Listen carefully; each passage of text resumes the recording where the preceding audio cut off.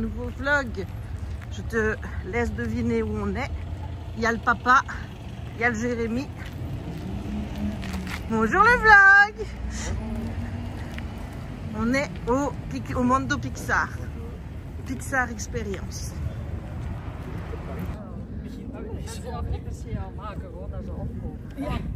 De Pixar Experience. Il n'y a que qui sur la fin, il n'y a plus écrit.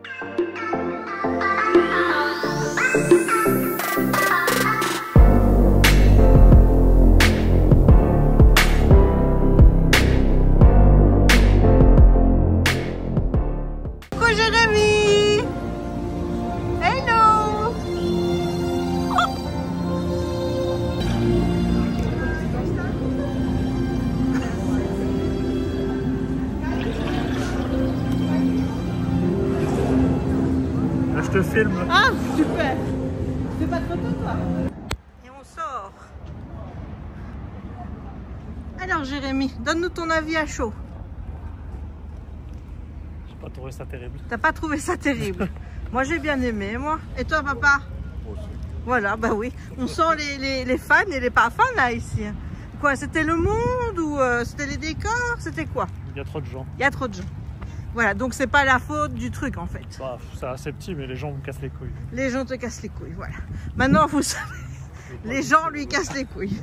Voilà. Hello voilà. YouTube, c'est Jess. On est lundi, le 31 mars 2025. Et il est passé 17 h et je venais te faire un point lecture avec mes dernières lectures du mois de mars. Puisque là, on est le 31, je vais jamais lire un bouquin jusqu'à minuit, tu vois. Donc, le livre que je vais commencer là, maintenant, que je sais toujours pas lequel je vais lire, eh bien, ce sera ma lecture, ma première lecture du mois d'avril. Alors, qu'est-ce que j'ai lu en mars, que je ne t'ai pas encore montré? J'ai lu le 3e tome de la saison des débutantes de MC Beaton chez Albin Michel. Donc, je t'ai déjà parlé de cette petite saga où on suit les deux sœurs Tribbles, donc qui sont, on va dire, deux vieilles filles de Londres qui ne se sont jamais mariées. Bonjour Aya, elles sont dans la cinquantaine. Et comme elles espéraient toucher un héritage d'une vieille tante qui finalement a laissé l'argent à quelqu'un d'autre, hein, un monsieur qui s'est un petit peu, tu vois, moqué d'elle, on va dire, pour pouvoir toucher ses sous, eh bien là-dessus elles se retrouvent sans le sou et donc elles doivent travailler et elles vont proposer leur service en tant que chaperonne, gouvernante. Elles vont en fait, voilà, elles vont déposer une petite annonce. Je vais te lire la petite annonce, ce sera plus clair. Parent d'une jeune fille turbulente, insolente et indisciplinée, engagez 2 dames bien nées pour lui enseigner les bonnes manières et raffiner le matériau le plus brut. Nous tirons le meilleur du pire. Voilà, donc en gros, elles vont s'occuper de jeunes filles difficiles à marier pour ensuite pouvoir les marier. Voilà, alors dans ce tome, on suit Delilah. Delilah, alors son nom c'est Wraxall. Enfin voilà, Delilah, elle vit avec son papa, elle a perdu sa maman, je pense que ça devait être à la naissance, mais je ne suis pas sûre. Et donc, elle, ce qu'il y a, c'est qu'elle espérait à ses 18 ans épouser son voisin qui s'appelle Sir Charles Digby, mais celui-ci, alors qu'elle pensait qu'il allait lui faire sa demande, eh bien, n'a pas fait la demande et il est parti à la guerre. Donc, résultat, elle a tellement été déçue, tu vois, que maintenant, elle s'amuse à badiner avec ces jeunes hommes, à leur faire croire monts et merveilles, alors qu'au final, eh bien, elle les a conduits au moment où ceux-ci font leur demande. Donc, les sœurs Tribble vont s'occuper, vont s'occuper de Delilah. Et ben voilà, je vous laisse un petit peu le suspense, malgré qu'il n'y ait pas de suspense du tout quant à savoir avec qui elle va terminer. J'ai bien aimé, mais je dois dire que ça casse pas 3 pattes à un canard. C'est-à-dire que c'est toujours un petit peu la même chose. C'est toujours, c'est toujours les mêmes choses que j'aime. C'est toujours les mêmes choses qui me dérangent. C'est-à-dire qu'on a une histoire qui est plutôt sympathique à lire, avec les sœurs Tribble qui se mettent toujours dans des situations où elles sont soit gênées, soit voilà, elles n'arrêtent pas de s'engueuler les deux parce qu'elles veulent les préférences d'un gentleman, parce qu'elles espèrent toujours se marier. Et c'est drôle, c'est frais, c'est sympa à lire, mais d'un autre côté, ça manque toujours de développement. Ça reste un récit qui est plutôt court puisqu'il fait 220 pages. Donc ça reste assez court, on ne développe pas les personnages en profondeur. On arrive à démêler des situations en 2-3 mouvements, tu vois. Enfin voilà, il n'y a pas de profondeur, tu t'attaches pas aux personnages en tant que tel, ça reste survolé du début à la fin. Donc c'est sympa, mais c'est pas révolutionnaire. Mais en tout cas, moi qui adore lire tout ce qui est régence, avec tous ces codes au niveau de l'étiquette à suivre et tout, moi j'aime bien, ça passe le temps, mais je sais que ce sera pas ma saga préférée. Ensuite, je vais te parler de le dernier conte, le tome 2, puisque j'avais lu le dernier conte, le tome 1, qui a été un véritable coup de cœur. Donc, pour te rappeler l'histoire, on est au pays des contes. C'est un pays qui fonctionne avec la magie des contes, c'est-à-dire qu'on doit trouver un héros et une héroïne, leur faire une quête. À la fin, ils ont leur fin heureuse, ils deviennent les monarques d'une région. Et il y a de la magie du conte qui est... Voilà, qui est libérée, on va dire, et c'est cette magie-là qui permet au jour, avec un grand J majuscule, eh bien, de rester dans le ciel, puisque au jour est opposé la nuit, où c'est la nuit éternelle et où il y a plus de soleil, voilà, c'est fini. Et là, on en est au crépuscule, voilà, tout simplement, parce que Marraine la Fée est décédée il y a 9 ans et que c'était elle en grande partie qui faisait tout, puisque c'était elle qui faisait les contes. Et après son décès, forcément, et comme il y a d'autres fées qui sont décédées aussi, il n'en reste plus qu'une. Et pour le moment, elle arrive à maintenir avec sa propre magie le jour, mais ce ne sera pas suffisant. Et donc, il faut absolument qu'elle fasse un nouveau conte pour pouvoir faire rester le jour, mais pour ça il lui faut un héros, et le problème c'est que dans son monde il n'y en a plus, donc elle va le chercher dans le nôtre, et ce héros il s'appelle Warren. Voilà, donc j'avais adoré, parce que la découverte de l'univers des contes, la manière dont c'était fait, j'avais adoré toute la mythologie, j'avais adoré tout l'univers qui était inventé par l'autrice. Je trouvais que c'était vraiment très ingénieux, très original, et c'était vraiment très sympa.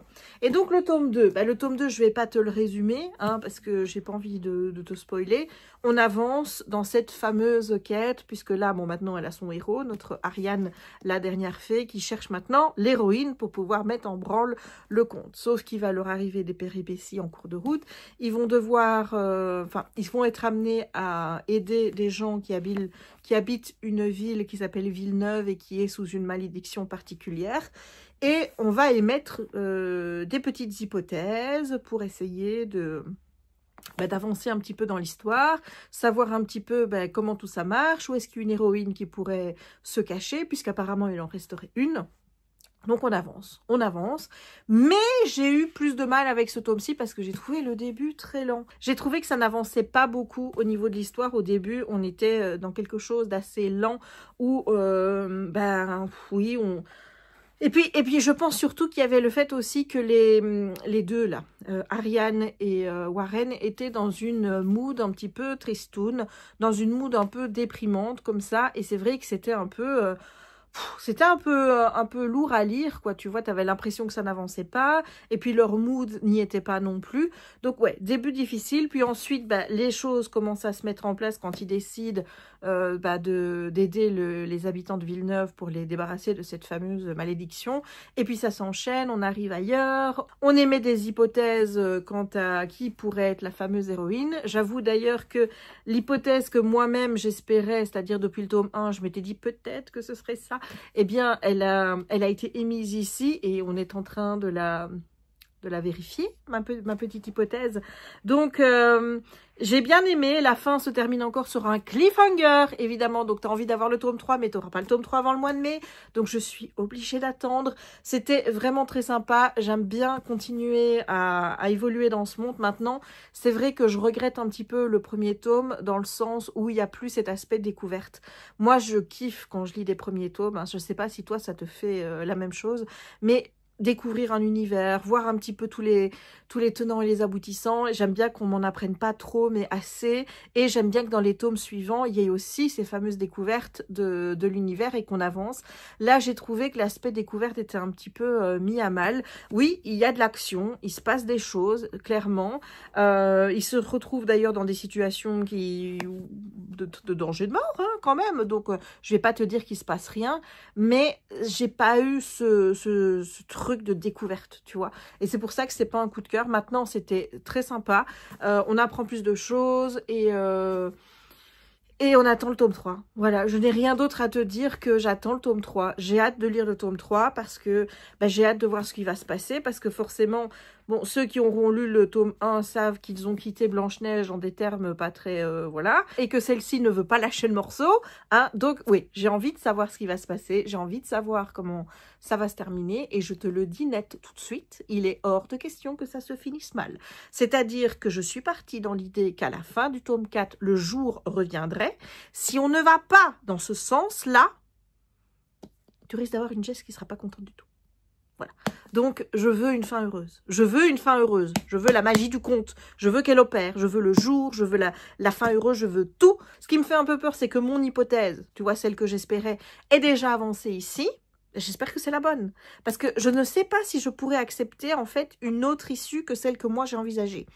Voilà. Donc, Alexiane Thiel, j'adore ce que tu fais. J'adore. Mais, please, va dans mon sens. Voilà. Je te prie d'aller dans mon sens. Je te prie de continuer dans une voie où mon hypothèse est vérifiée et correcte et dans laquelle le jour, à la fin, il est bien là, il ne menace plus de partir et que tout se finisse bien. Voilà. Sinon... moi, pas contente. Voilà, voilà. Et ensuite, j'ai lu Mémoire de la forêt, le tome 2, les carnets de Cornelius Renard, de Michael Brand-Arnaud, illustré par Sanoé chez l'École des loisirs dans la collection 9. Donc dans ce tome 2, en fait, on est à l'automne et notre petit Archibald Renard, donc qui tient la librairie de Belle-Écorce, va voir venir comment il s'appelle lui, Célestin Loup. Donc au début, il discute, tout va bien, puis il part, il se dit quand même, c'est bizarre la façon dont... ce qui s'est passé, enfin voilà, il garde une étrange impression de cette rencontre. Et en fait, Célestin Loup, il va aller à la mairie et il va proclamer que c'est lui le propriétaire de la librairie de Belle-Écorce et pas la famille Renard. Et le lendemain, eh bien, on va expulser notre ami Archibald de sa librairie, lui qui l'occupait depuis des années, puis une dizaine d'années. Son père avant lui l'avait occupé toute sa vie. Son grand-père s'en était occupé aussi, donc le fameux Cornelius. Et là, il va retrouver dans un cadre le premier carnet de Cornelius, le début de l'histoire de son grand-père qui est narré comme ceci, tu vois, on dirait du beau papier parcheminé et tout. Voilà, voilà. Et donc, dans ce carnet, Cornelius explique à son petit-fils Archibald qu'il a caché les autres parties de son carnet, qu'il y en a 4 ou 5 au total, et que il doit les retrouver en fait pour avoir l'histoire entière de ce qui s'est passé, de comment il s'est retrouvé libraire dans cette fameuse librairie de Belle-Écorce. Voilà, alors, qu'est-ce que j'en ai pensé? Je dois dire que j'ai pas eu le coup de cœur que j'ai eu pour le premier tome, et je pense que c'est dû au fait que le premier tome touchait à la maladie de l'oubli-tout, donc à la maladie d'Alzheimer, et donc vu que ma grand-mère a souffert de la maladie d'Alzheimer, je me suis sentie très proche du sujet. J'avais l'impression, j'ai relu mon avis là, et j'avais noté que j'avais l'impression que ma grand-mère était là pendant que je lisais le roman, que c'est l'empathie que j'avais pour les personnages, tu vois, je la retransposais vis-à-vis d'elle et de ce qu'on avait vécu, alors que c'est pas une période que j'ai vraiment très bien vécue quand elle était là et qu'elle avait ses crises, où elle ne se souvenait de rien, ou alors qu'elle pétait les plombs et qu'elle devenait hyper agressive. Enfin voilà, donc il y avait tout ce truc avec ma grand-mère qui faisait que forcément le tome 1, j'avais vraiment eu un gros coup de cœur. Désolée, on a eu une Jérémie interruption. Donc, qu'est-ce que je racontais moi du coup? Je disais qu'il y avait tout le truc autour de la maladie de l'oubli-tout qui a fait que forcément j'avais beaucoup aimé le tome 1, mais je ne dénie en rien le fait qu'il y avait aussi l'histoire, les personnages, la manière dont l'histoire est racontée, la poésie qu'il y a dans le texte, la manière dont les personnages sont construits, où tu as toute la bienveillance qui se dégage des animaux de cette forêt et qui traversent des épreuves que nous passons, des épreuves douloureuses, et qui sont racontées avec finesse, avec simplicité et beaucoup de respect, voilà. Et donc forcément, j'ai retrouvé les mêmes ingrédients dans ce tome 2, c'est-à-dire que on a toujours la bienveillance dans des personnages, on a toujours cette façon poétique de raconter l'histoire. C'est vraiment des livres que j'aime vraiment lire, et en plus, quand tu as les illustrations de Sanoé en plus, qui viennent rajouter, j'ai envie de dire, un petit plus... dans ton imaginaire, où tu vois tous les personnages s'animer dans ton esprit, mais avec ces illustrations-là en plus, ça ne peut être qu'une réussite. Pour moi, le tome 1 a mis la barre très très très très haut, et donc forcément, oui, j'ai pas retrouvé ce truc que j'avais avec avec la maladie de l'oubli-tout. Enfin bref, j'ai beaucoup aimé. Je vais pas te mentir, ça a été un plaisir de découvrir l'histoire de Cornelius à travers ces petits passages là où tu vois, il a copié tout son carnet, découvrir son histoire, de comment son enfance, de voir comment il s'est retrouvé à la tête de la librairie.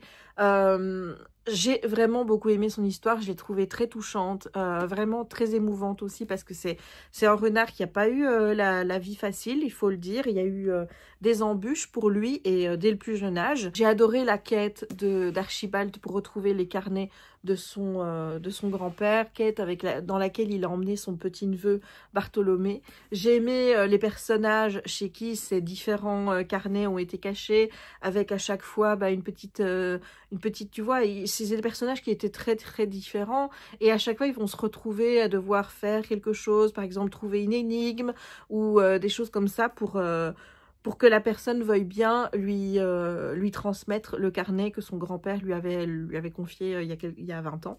C'était vraiment une histoire adorable, toute mignonne, et vraiment je te conseille de lire les Mémoires de la forêt. Bon, c'est jeunesse, je vais pas te cacher, c'est jeunesse, mais l'écriture, je trouve que pour du jeunesse, elle est vachement soutenue. C'est très poétique dans la façon d'être raconté. Ces personnages sont emplis de gentillesse et de bienveillance. Quand je vois comment Archibald réagit à la fin de l'histoire, et encore une fois démontre toute l'empathie, toute la gentillesse dont il peut faire preuve face à un personnage où il aurait pu très bien lui dire « Merde, tu sors de ma vie, tu te casses, je veux plus jamais te voir ». Je me dis clairement, cette réaction-là, je peux pas l'avoir. Enfin, tu vois, je veux dire, moi qui suis quand même assez rancunière et compagnie, je ne sais pas si un jour je pourrais faire preuve de toute la bienveillance dont fait preuve Archibald à la fin du roman. C'est vraiment des personnages qui justement te font réfléchir sur ton propre comportement. On te disait, il y a moyen que tu t'améliores encore, ma fille. Voilà, si tu veux être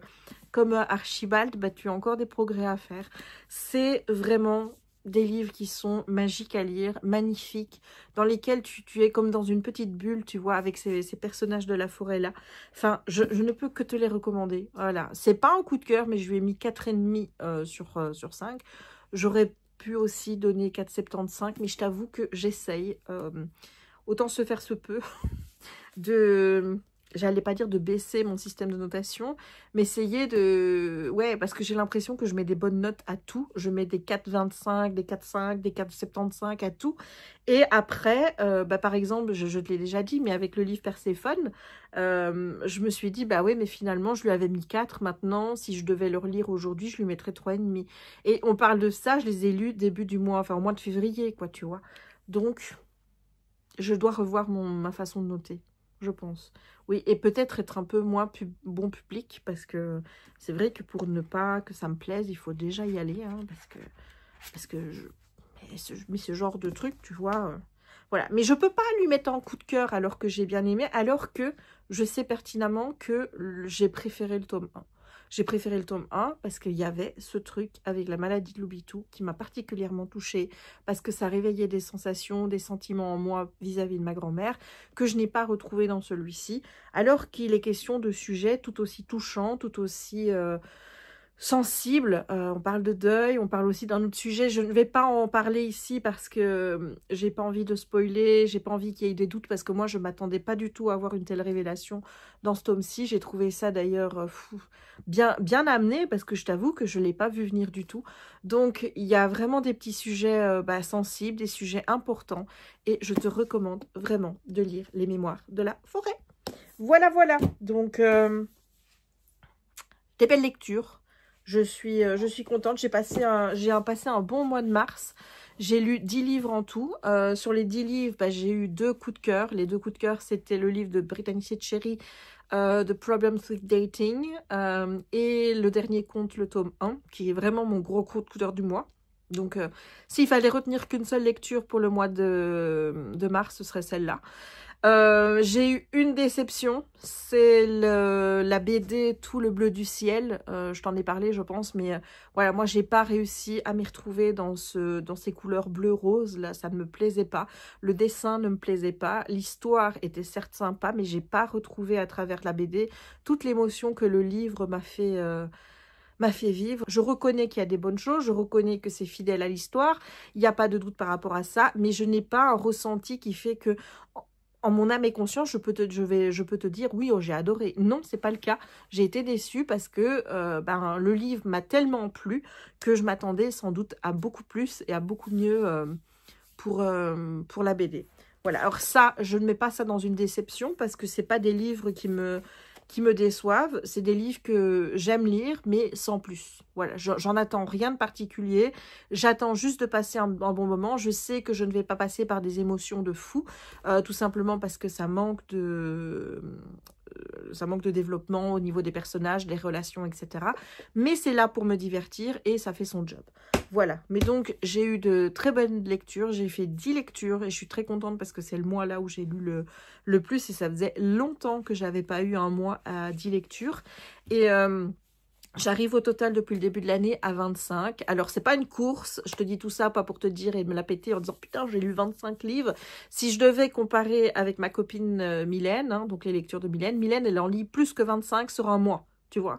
Donc, voilà, je sais qu'il y en a qui vont lire moins, je sais qu'il y en a qui liront plus. Moi, je me situe là et je suis contente de là où je suis parce que je me suis fixé un objectif, parce que j'aime bien me fixer un objectif de lecture et pas pour c'est juste une question de me challenger, quoi. Tu vois, j'y arrive, tant mieux, j'y arrive pas, tant pis. J'avais mis 75 livres, donc là, j'ai 7 livres d'avance sur mon challenge, donc ça, je suis contente. Mais si je veux lire 100 livres jusqu'à la fin de l'année, je suis pile poil là où je dois être. C'est-à-dire que 25 livres sur le premier trimestre, ça fait x4, 100 livres sur la fin de l'année si je tiens ce rythme-là. Donc, je suis contente. Maintenant, je t'avoue que j'aimerais bien me lancer dans certaines briques. Des briques qu'il va me falloir plusieurs jours pour lire parce que je ne lis pas vite. Je sais qu'en lisant ces briques, forcément, mon rythme de lecture, enfin, je sais pas qu'il va baisser, mais c'est que je vais du coup lire un livre qui va faire peut-être 800 pages, qui correspond à 2 livres de 400, tu vois, donc de fait, ça fait un livre en moins.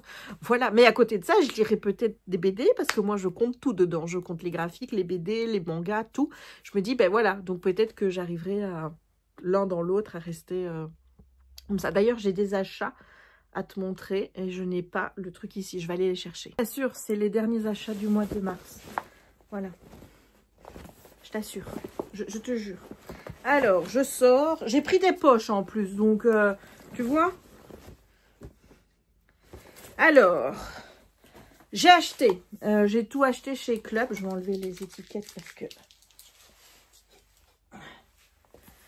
j'aime pas ça, les étiquettes. J'ai trouvé, je savais pas du tout que c'était sorti, la BD Jefferson, donc d'après l'œuvre de Jean-Claude Mourleva, et c'est Antoine Roson qui est au dessin, chez Gallimard. J'ai vu ça, j'ai craqué. Enfin, je ne sais pas si je vais relire Jefferson avant ou si je vais directement lire la BD. Oh, mais elle sent bon.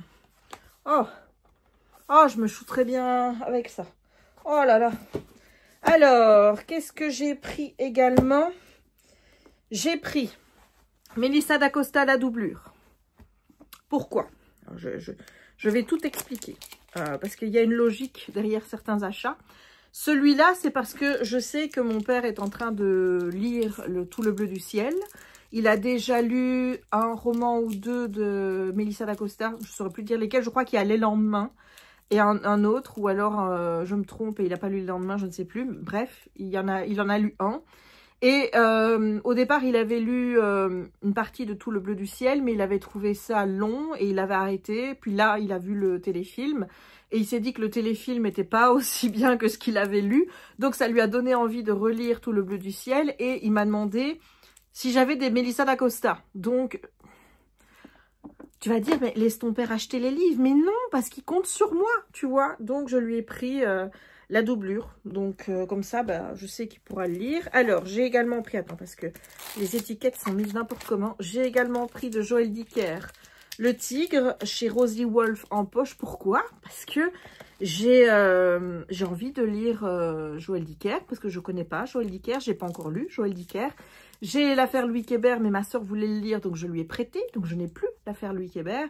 Mais j'ai vu que celui-ci, c'était son tout premier. Donc comme il est tout court, voilà. Voilà. Ensuite, j'ai pris, attention, j'enlève l'étiquette. Oh là là, il y a un bout qui n'est pas venu. Voilà. J'ai pris La lettre d'amour interdite de Lucinda Riley parce que la couverture est juste trop belle et que là aussi, je sais que mon père, ayant lu Les Sept Sœurs, va vouloir certainement lire d'autres livres de Lucinda Riley. Donc, j'anticipe. Voilà, tu vois, je suis gentille en fait. Moi, j'achète les livres pour les autres. Ensuite, j'ai acheté... est-ce que je vais réussir à voir l'étiquette là? Non, ben on va la laisser. Voilà. Donc, j'ai pris Rien n'est vrai de... oh, attends, j'ai un bout de papier là. De Lisa Joel chez Hauteville Suspense. Ces mensonges pourraient vous tuer. Et comme là, j'ai envie d'un petit thriller, me dis pourquoi pas. On verra si je lirai celui-là ou un autre. Et puis après, j'ai vu celui-ci. Donc, c'est La reine de l'arnaque de Alex A. chez Black Lab. Voilà, alors, ma soeur, il faut savoir, ma soeur, quand elle va avec moi en librairie, elle a une technique. Elle a toujours son GSM en main et elle contrôle les avis sur Livre Addict et sur Amazon pour voir un petit peu si le livre, elle peut l'acheter ou pas. Ma soeur n'achète pas un livre s'il a moins de 4 étoiles sur 5. Oui, elle est très difficile, tu vois. Et celui-là, il était noté 3,75, je pense. Mais il n'y avait qu'un vote parce qu'il était sorti la veille. Donc, moi, rien à foutre de la note parce que derrière, je t'explique ce qu'il est écrit. Elle a 5 jours pour séduire l'héritier le plus riche de Londres et pour lui dérober sa fortune. Est-ce que vraiment je vais résister à ça? La réponse est non. Non, je ne résiste pas à ça. Donc, peu m'importe que quelqu'un lui ait mis 3,75 sur Livre Addict ou sur Amazon, je ne vais pas me fier à un seul avis, donc je l'ai acheté. Voilà. Et ben c'est tout. C'est tout. Et ça va, hein? Ça va, c'est pas encore tant que ça, je trouve. J'ai été raisonnable. Voilà, mais je ne sais pas ce que je vais lire parce que oui, celui-là me tente énormément. Mais je t'avoue que je suis aussi tentée par Bounded by Thorns, de je ne sais plus qui, parce que je sais que c'est une réécriture de La Belle et la Bête, dont le tome 2 est sorti au mois de mars. Et je sais que ce roman est plutôt bien noté, donc j'ai envie de ça aussi. Donc je ne sais pas. Je ne sais pas encore ce que je vais lire. Ouais. Sinon, attends, je me débarrasse de ça. Sinon, comme tu as vu, nous avons été à la Mondo Experience Pixar à Bruxelles et je voulais un peu revenir dessus, même si j'ai pas grand-chose à dire de plus de ce que j'ai déjà dit. Donc, on y est allé avec mon père et Jérémy. Alors, bon, il faut savoir que Jérémy n'aime pas la foule. Donc, il aime bien tout ce qui est Pixar et tout. Donc, il n'y a pas de raison qu'il n'aime pas. Mais le problème, c'est que quand tu arrives dans une salle, tu as des points pour faire des photos. Mais il y a plein de monde. Donc, il faut attendre. Il y a des gens, quand tu es en train de faire des photos, qui s'interposent entre toi. Voilà, il passe devant, quoi, limite, parce que tu changes, forcément, je faisais une photo de Jérémy, je prends mon père en photo, ou alors je venais de faire la photo, donc je vais dire à Jérémy d'y aller, sur le temps où tu as quelqu'un qui te passe devant, quoi, alors que tu n'avais pas fini. Donc, Jérémy déteste ça. Jérémy n'aime vraiment pas la foule, et après 2 salles, de devoir attendre et d'être dans cette cohue avec des gens autour, ça a commencé à l'énerver beaucoup. Parce qu'il n'est pas du tout dans ce mood-là. Moi, je t'avoue que ça a tendance à m'énerver, clairement. Mais j'essaye de me dire, je veux mes photos, j'ai envie de profiter de l'expérience, donc j'attends. Maintenant, je t'avoue que, me connaissant, hein, tu dois t'en douter que s'il y a des gens qui me passent devant ou qui arrivent sur mes photos, ça me fout en rogne et je fais des commentaires parce que je n'arrive pas à fermer ma bouche. Donc, je sais, il y a un monsieur, il m'est passé, enfin, je venais de sortir du point photo et j'allais dire à Jérémy d'y aller. Le temps d'échanger les GSM, en fait, tu vois, c'est juste une question d'échanger les GSM. Il m'est passé devant et je dis, oui, on n'avait pas fini, hein. J'arrive comme ça, oui, et puis j'ai entendu qu'il dit, dépêche-toi parce que je me suis fait engueuler. Mais je dis, oui, mais, enfin, moi j'attends, je demande aux gens parfois, est-ce que vous avez terminé? J'attends qu'ils aient vraiment fini, tu vois, avant d'y aller, et ça m'énerve en fait que les gens n'aient pas cette délicatesse de penser la même chose pour moi, tu vois. Je veux dire, ne fais pas autrui ce que tu ne veux pas qu'autrui te fasse. Moi, j'ai pas envie qu'on vienne sur mes photos ou qu'on passe devant, je le fais pas pour les autres. Et ça me tue que tout le monde n'a pas ce truc et que forcément, moi, j'essaye de faire attention. Et on fait pas attention quand c'est moi, et ça me fout en rogne. Mais ça me fout tellement en rogne que ça peut me gâcher mon expérience. Et après, je fais mes commentaires, et tout le monde me dit, c'est pas terre, c'est pas gentil ce que tu dis. C'est comme, bon, je t'explique. Il y avait un petit garçon, on était dans la salle là-haut, et la deuxième salle là-haut, donc on était dans la maison de Ellie et de... Oh, je sais plus comment il s'appelle, le petit vieux. C'est pas Russell. Je sais plus, le petit vieux. Mais bref, on était là, il y avait les 2 fauteuils. Bon, déjà, tu vois, je voyais qu'il y avait des gens qui s'installaient dans les fauteuils. Moi, je suis allée voir une personne qui était là, parce qu'il y avait un responsable de l'exposition. Dans chaque, ils avaient le t-shirt et tout. Et donc, si tu avais la moindre question, tu pouvais aller les voir. Et donc, je vais là, parce qu'avant, ils te font passer un petit film où ils te disent que tu n'as pas le droit de toucher les décors parce qu'ils sont très fragiles et tout. Donc, quand je vois les 2 fauteuils, moi, la question qui me vient, c'est est-ce que j'ai le droit de m'asseoir? Je vois des gens qui s'asseyent dedans, mais je me dis quand même, je préfère. Donc, je vais demander au monsieur, est-ce qu'on a le droit de s'asseoir dans les fauteuils? Il me dit, oui, oui, bien sûr, ils sont faits pour ça. Ok, donc résultat, je demande à mon père de faire une photo de moi et Jérémy dans les fauteuils. Et là, juste au moment où on allait faire la photo, il y a un gamin qui débarque en milieu de tout. Bon, je t'avoue, moi, ça m'agace. Mais je me dis, bon, et je dis, mais qu'est-ce que tu fous là, toi? Et le problème avec moi, je ne sais pas si tu as déjà vu ça sur Facebook, c'est, tu as 2 images. Tu as une image où tu vois un petit bonhomme tout gentil, tu vois, et tout, qui dit, moi quand je dis quelque chose, tu vois, quand je dis quelque chose. Et puis à côté, tu vois un T-Rex, tu vois. Et là, c'est les autres, comment les autres voient ce que moi je dis. Alors que moi, tu vois, moi, je me vois lui dire, mais qu'est-ce que tu fous là, toi? En n'ayant pas, tu vois, mais la femme, la mère du gamin, tout de suite, elle a dit, mais enfin, il a 4 ans. Hein. Moi, j'étais là, mais madame, j'ai pas dit ça méchamment. Je me dis juste, il vient là. Et là, tu vois, ma réaction, je me suis tue. Je me suis dit, n'en rajoute pas, c'est bon. Peut-être que tu as été agressive sans le vouloir. Et c'est tout à fait possible. Je ne vais pas jeter la pierre, c'est tout à fait possible parce que mes proches n'arrêtent pas de me répéter que parfois je dis des trucs et que ça sort d'une façon que moi je pense cool Raoul et qui n'est pas cool Raoul du tout. Donc, je ne vais pas m'avancer. Si elle a eu le sentiment que c'était agressif, c'est possible. Mais tu vois, là, je me dis, tais-toi. Parce que moi, ce que j'ai envie de dire, c'est à madame, t'as qu'à le tenir. Enfin, Tu vois, je veux dire, oui, il a 4 ans, d'accord, mais il n'a rien à faire tout seul sans être tenu par la main de ses parents. Enfin, je veux dire, je sais que je vais m'attirer encore des fous de papa, maman, dire, oh, les enfants et tout ça, oui, mais encore une fois, je veux dire, moi, j'ai été élevée avec mon père, où mon père n'aurait pas accepté, même à 4 ans, que je cours partout. Et que si il n'arrive pas à me faire tenir à côté de lui, de moi-même, il va me donner la main pour que je ne parte pas comme ça et que j'aille embêter les autres pendant qu'ils font des photos. C'est tout. Je sais qu'il y en a qui ne seront pas d'accord avec moi. Moi, c'est l'éducation que j'ai reçue. Si j'avais des enfants, je ferais probablement la même chose. Mais pour moi, ça ne se fait pas d'avoir un gamin qui arrive comme ça sur une photo de quelqu'un. Enfin, voilà. Je suis désolée, je n'aime pas les photos bombes. Et encore moins quand c'est comme ça. Voilà. Donc, et tu vois, depuis, j'y pense. Je me dis, mais est-ce que je l'ai dit de manière agressive? Et moi, dans ma tête, c'est, mais qu'est-ce que tu fous là, toi? Sans plus. Apparemment, c'est pas sorti comme ça. Voilà. C'est comme à Disney. C'est ce que je te raconte. Bon, bref, je vais d'abord raconter la fin du truc. Et donc, voilà. Donc, Jérémy, lui, après comment je vais dire, 2-3 salles, ça a commencé à le gonfler, qu'il y ait tous ces gens et tout. Moi, je t'avoue, bon, après déjà eu cette petite interaction-là et tout, après, je me suis dit, bon, Jess, tu vas pas commencer à gueuler sur tout le monde. Il y a du monde, t'aimes pas ça, t'aimes pas d'attendre, mais t'attends. Les gens ne font pas comme t'aimerais que tu fasses, mais il va falloir que tu t'y fasses aussi. Donc, voilà, j'ai rongé mon frein, j'ai attendu, j'ai fait mes photos, j'ai plus rien dit à personne. Comme ça, au moins, il n'y avait pas de problème. Voilà, donc, aïe, aïe, aïe, ça va me perdre, un de ces quatre. Hein. Je me dis, en plus, tu vois, on a été chez ma tante...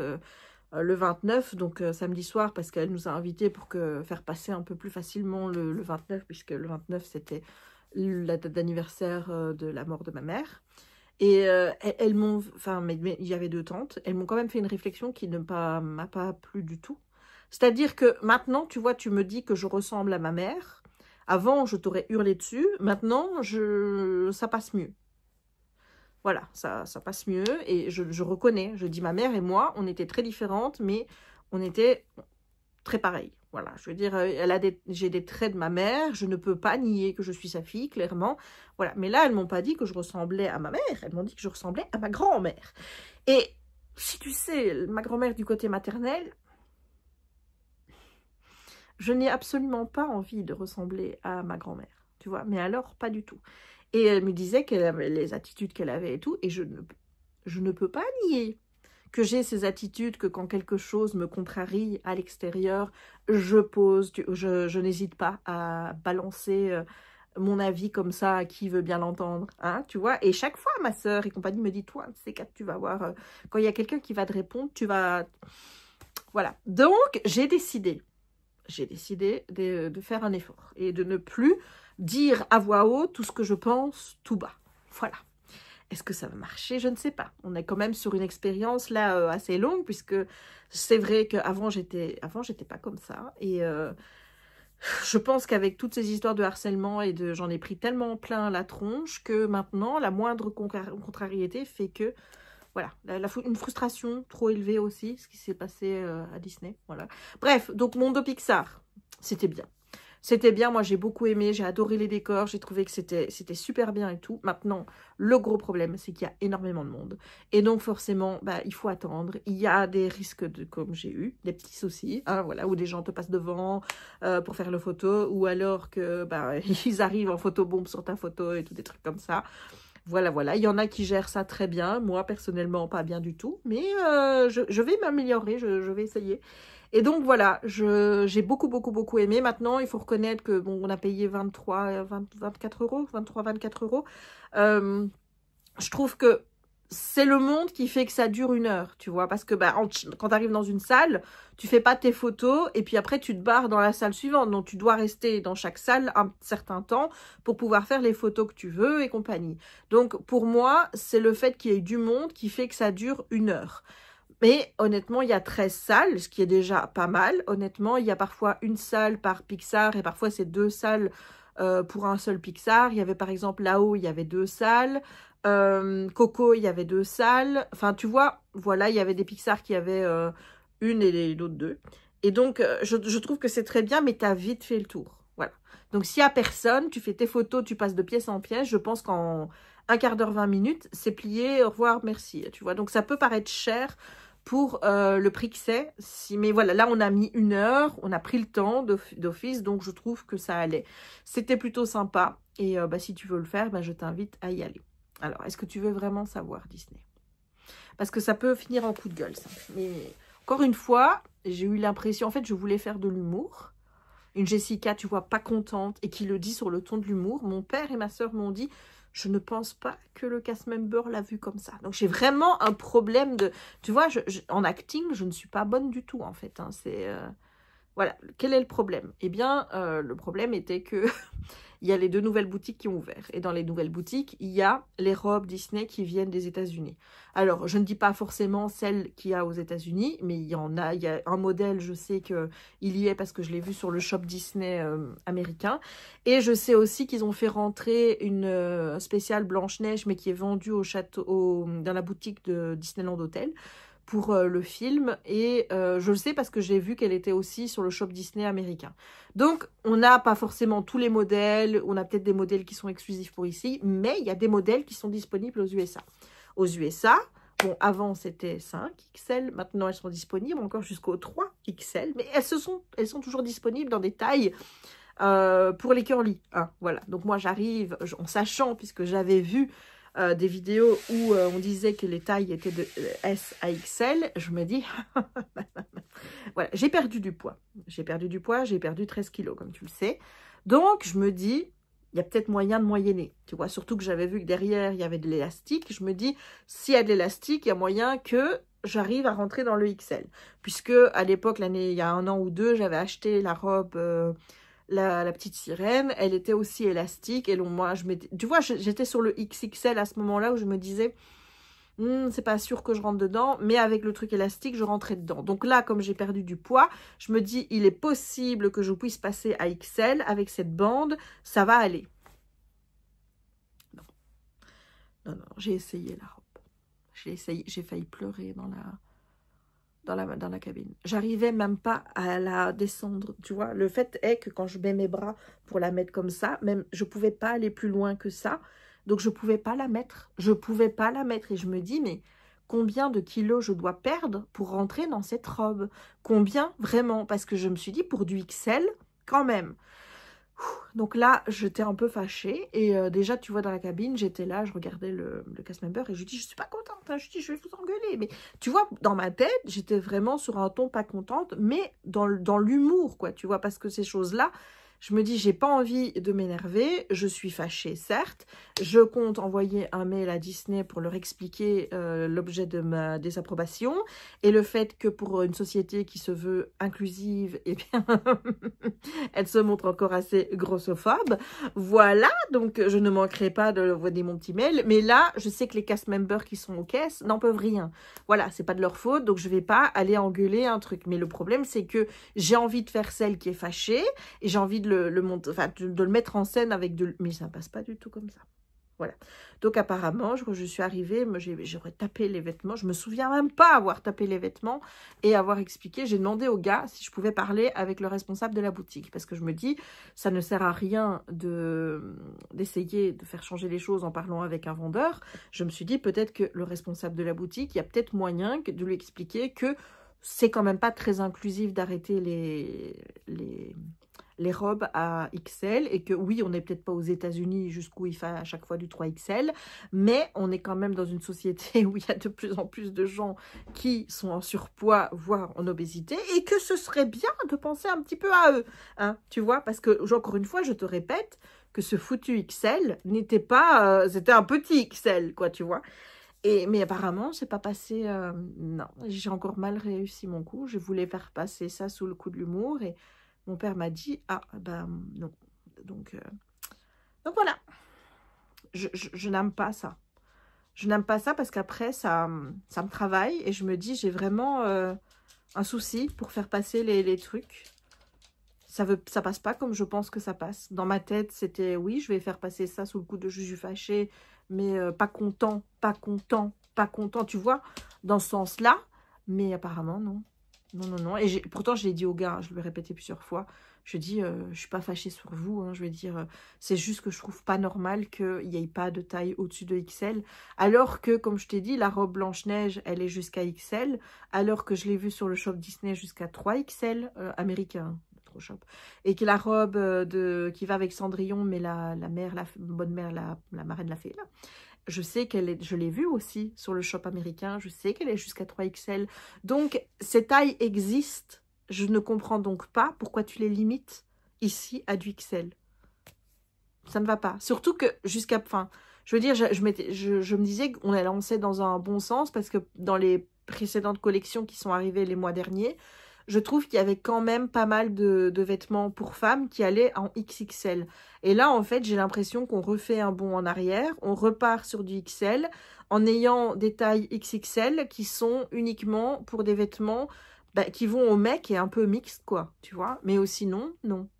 Voilà. Donc, moi, je fais des efforts. Je perds du poids. C'est très bien pour moi. Mais c'est pas suffisant. Et je me dis, mais combien de kilos je vais devoir encore perdre pour rentrer dans cette robe, en sachant que j'ai déjà mis 6 mois pour perdre 13 kilos, que je pense qu'il faut que je perde quasiment la même chose, si pas plus. Et étant donné qu'ils ont prévenu que ce serait des réassorts, enfin tu vois, je me dis, peut-être qu'une robe, quand elle sera plus là, il y aura peut-être un peu de stock, voilà, mais une fois qu'il n'y aura plus de stock, ce sera remplacé par un nouvel article, puisqu'ils ont dit qu'il y aurait des articles exclusifs qui viendraient assez souvent. Mais en attendant, ma robe blanche, là, avec toutes les têtes de Mickey Minnie que je voulais, dans 6 mois, est-ce qu'elle sera toujours là? Parce que je ne vais pas non plus m'affamer et devenir dingue pour perdre plus vite.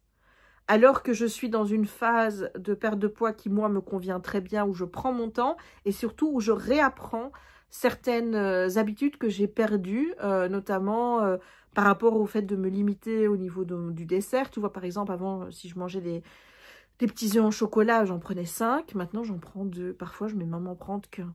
Tu vois, donc j'apprends, voilà, je rapprends à réécouter mon corps dans le fait d'écouter quand il a faim, quand j'ai plus faim et compagnie. Donc, toutes ces sensations-là. Et moi, pour moi, ce qui est hyper important, c'est de me dire que la perte de poids ici, je ne veux pas faire le yo-yo. C'est-à-dire, je n'ai pas envie de me dire je perds, et puis je vais tout reprendre parce que je ne ferai plus attention. Le tout, c'est de s'inscrire dans une nouvelle dynamique autour de la nourriture qui fait que j'apprends à manger moins au repas, à manger différemment, à écouter mon corps, j'allais dire mon cœur, et à ne plus manger juste par gourmandise, quoi, tu vois. Donc, je trouve ça hyper important et je n'ai pas envie d'accélérer le processus parce que les robes de Disney risquent de partir. Mais en attendant, me voilà. Ou alors tu te dis, Jess, t'as qu'à les acheter et tu rentreras dedans quand tu rentreras dedans. Oui, je pourrais faire ça. Mais à 129 € la robe, tu y réfléchis quand même avant. Parce que si clairement leur XL est taillé très petit et que même avec mes efforts, je ne rentre pas dedans, quand même, quoi. Donc, voilà, j'étais un peu frustrée et donc apparemment, ma frustration a passé sur le côté humour que je voulais donner au fait de rouspéter parce qu'il n'y avait que des tailles XL et que ça commençait à me gonfler. Voilà, mais j'ai pas grave, je vais le faire par écrit. Par écrit, je pourrais me relire 50 fois. En plus, ça va faire une semaine demain que je suis partie, donc je suis descendue. Donc, je risque pas d'être trop désagréable dans mon mail. Mais voilà, donc là, je sais que j'ai des efforts à faire et je dois travailler sur ce côté où moi, j'ai l'impression que ça sort gentil, mais qu'en fait, ça sort en mode T-Rex. Essayer d'être moins agacée par des réactions, des comportements de gens qui ne vont pas dans mon sens. C'est-à-dire que je ne peux pas demander à ce que tout le monde fasse comme moi, même si dans un monde idéal, ce serait bien que chacun pense un peu plus aux autres avant de faire quelque chose, avant de penser à sa gueule, hein, voilà. Et voilà, parce que c'est bien d'un côté de se dire que tu essayes de penser aux autres avant de penser à toi et que dans ta réflexion, tu te dis ma liberté s'arrête où commence celle des autres et je ne fais pas autrui ce que je ne veux pas qu'autrui me fasse. C'est très bien de penser comme ça. Mais d'un autre côté, si tu te retrouves face à des gens qui ne le font pas et que t'aimes autant les engueuler après et leur parler comme de la merde, tu m'excuseras, mais tu perds un demi-point tu vois. Je veux dire, tu perds, quoi. Enfin, c'est pas... voilà, tu reviens à zéro, en fait. Même pas, non. Donc, il faut que je tempère. Voilà. Mais même si je sais que là, je vais pas tout cacher, hein, mentalement, cette semaine qui vient de passer, c'était pas top, hein, on approchait de la date. Là, cette semaine-ci, je sais que c'est encore compliqué jusqu'au 5, puisque le 5, c'était l'anniversaire de ma mère, le 4, on l'a enterré, donc... Tu vois, je veux dire, c'est encore une semaine compliquée, quoi, tu vois. Mais à un moment, je dois me dire que je ne peux pas non plus laisser mes émotions me contrôler au point où, les semaines où ça ne va pas, je parle comme de la merde aux gens. Voilà. Et oui, mais il y a toujours moyen de se remettre en question. Tu vois, je veux dire, c'est bien de s'en rendre compte, c'est bien aussi de faire quelque chose pour changer. Parce que je connais des gens, tu vois, ils le savent, mais ils veulent même pas se rendre compte qu'il y a un problème dans leur façon d'être. Moi, je reconnais qu'il y a un gros problème dans cette façon, que j'ai un problème de communication avec les autres. Je le sais, je le sais, voilà, peu importe la situation, ça peut se manifester de plein de trucs, ça peut être de l'agressivité, ou ça peut être, bah, comme chez ma tante... samedi, où j'éprouve le besoin de me montrer très drôle pour faire rire l'assemblée. Ça, c'était un truc que ma mère aussi faisait souvent. Il fallait toujours qu'elle dise des conneries pour qu'on rigole. Tu vois, bah, j'ai un peu ce trait-là. Voilà. Et surtout, le trait de dire il faut pas qu'il y ait de blancs. Et donc, plutôt qu'il y ait des blancs, c'est mieux des conneries. Hein, voilà. Donc, indépendamment, enfin, dépendant de la situation, j'ai des comportements sociaux qui ne sont pas adaptés. Voilà. Je suis au courant de ça. Ça fait des années que ça dure. Maintenant, il faut essayer de trouver des solutions pour... voilà. Donc, je sais déjà de quoi on va parler dans 15 jours avec ma psy. Hein. C'est clair que ça va être au programme et que je vais lui dire, écoutez, qu'est-ce que je peux faire pour essayer d'améliorer ça? C'est-à-dire de plus avoir peur des silences, essayer de moins amuser la galerie en disant plein de trucs, parfois des conneries où je me dis, mais après, qu'est-ce que la personne va penser de moi? Et quand des situations de contrariété, arrêter d'engueuler les gens. Voilà, c'est mon travail. Donc, il va falloir parler de ça avec la psy. Voilà. Est-ce que par hasard, il y a des gens qui me regardent parmi vous qui ont des problèmes comme ça pour se comporter en société? Voilà. Parce que honnêtement, tu vois, ça commence à m'embêter très fort, moi. Donc, surtout quand on me dit que apparemment c'est de famille et que ça viendrait de ma grand-mère. Donc, il faut absolument que... faut que ça se calme. Voilà. Je ne veux pas ressembler à ma grand-mère. Voilà. Non. Bref. Bon, sur ce, je vais te laisser. Je vais aller choisir ma nouvelle lecture. Parce que là, grosso merdo, j'ai peut-être 1 heure devant moi pour lire. Puisque ce soir, il y a Top Chef. Ouais, chez vous, ça a démarré depuis mercredi passé. Nous, Top Chef, c'est le lundi. Donc, vous, l'émission que vous avez vue le mercredi, la première émission que vous avez eue mercredi passé, ben moi, je la vois aujourd'hui, tu vois. Je pourrais la regarder sur RTL Play dès le jeudi, mais le lundi, c'est Top Chef. Dans ma tête, tu vois, lundi, c'est Top Chef. Donc, ce soir, je regarde Top Chef, donc je sais que je ne vais pas pouvoir lire beaucoup de ma soirée. Donc, je vais me choisir déjà ma lecture maintenant. Voilà, maintenant que j'ai bien parlé, je te laisse et je te dis à demain ou en tout cas dans la semaine. On est mercredi le 2 avril et comme tu peux le voir, je suis revenue dans mon bois. Voilà, j'ai enfin mis ma peur des sangliers de côté. Pour rappel, hein, ceux qui débarquent, il y avait eu une alerte fin d'année passée par rapport à la maladie d'Ojerski, qui était une maladie des sangliers et qui était fatale pour le chien. Donc forcément, ben moi je voulais plus venir. Oui, regarde-moi ça ici. Regarde-moi ça. On a été dans l'eau, hein, donc on n'a les pattes toutes mouillées. Et regarde maintenant. Voilà. Il y en a une qui aime bien aller au bain.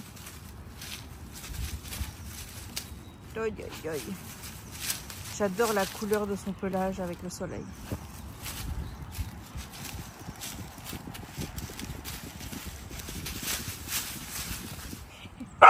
Oui, ma chérie.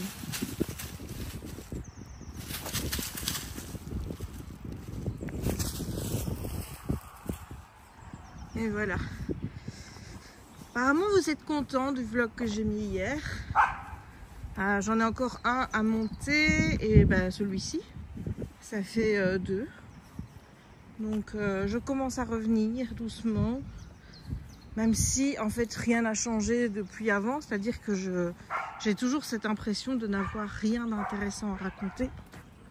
C'est elle qui fait ce bruit-là? Bah oui, parce qu'il n'y a personne. Et à moi ça.